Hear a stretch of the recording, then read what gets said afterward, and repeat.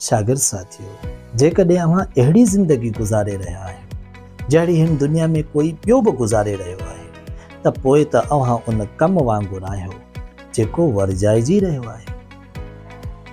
यादि रखो, पंहिंजी पसंदि जो गीत बि कोई माण्हू ॿ भेरा वरजाए ॿुधण खां पोइ वरी वरजाए ॿुधणु गवारा न कंदो आहे।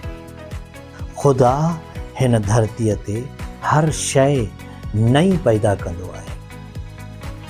हिकिड़ो पन बि रिपीट न थींदो आहे। कोई इंसान ॿीहर नथो पैदा थिए।